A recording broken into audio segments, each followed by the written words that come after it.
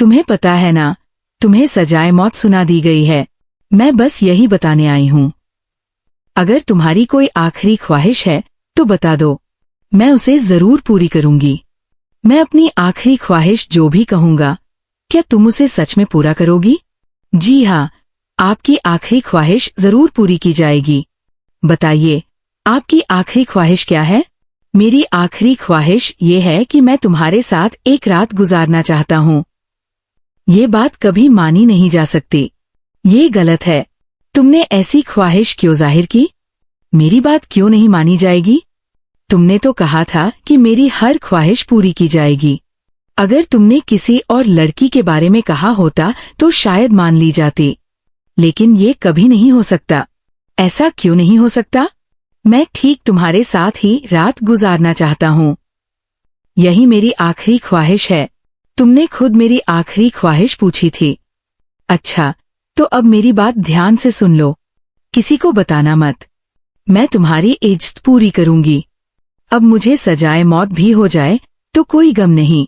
एक कैदी जिसे मौत की सजा सुनाई जा चुकी थी, जब उससे आखिरी इच्छा पूछी गई तो उसने ऐसी फरमाइश की कि पूरी जेल में हड़कंप मच गया। उसने कहा, मेरी इच्छा है कि अपनी जिंदगी की आखिरी रात एक कुंवारी लड़की के साथ गुजारो, जो अपनी मर्जी से मेरी दुल्हन बने। मंदिर में ऐलान करवा दो। क्या कोई लड़की इसके लिए तैयार है? पुलिस वाले एक दूसरे का मुंह ताकने लगे। क्या वाकई उसकी ये इच्छा पूरी हो सकती थी? वह लड़की कहाँ से आएगी? और अगर शादी भी हो गई तो उस रात क्या होगा? मेरा नाम प्रीति सिंह है। मैं 40 साल की लेडी इंस्पेक्टर हूँ। मेरी जिंदगी का ज्यादातर वक्त अदालतों, थानों और इन्हीं जेल की दीवारों के बीच गुजरा है। मैंने अनगिनत चेहरे देखे, कुछ नरम, कुछ सख्त, कुछ मासूम नजर आने वाले, कुछ पत्थर दिल। लेकिन कैदी नंबर 917 राहुल ने मुझे एक अजीब सी कशमकश में डाल दिया था। वो आम मुजरिम नहीं लगता था। आंखों में गहरी उदासी, चेहरे पर रहस्य मीसा सुकून, जैसे सब कुछ समझकर भी खामोश बैठा हो। वो सिर्फ 19 साल का था। ये बात मेरे दिल में तीर की तरह चुभती थी कि जिस लड़के ने दुनिया को ठीक से देखा भी नहीं, उसे अब दुनिया से रुखसत होना है।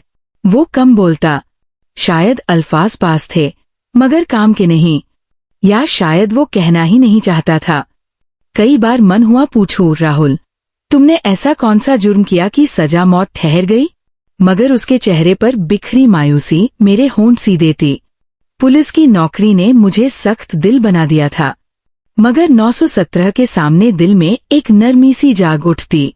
मैं जानती थी, यहाँ कैदियों से निजी रिश्ता रखना मना है। कानून बहुत सख्त है। फिर भी अंदर कहीं एक सवाल बार बार उठता, क्या ये लड़का सच में मुजरिम है या हालात का शिकार?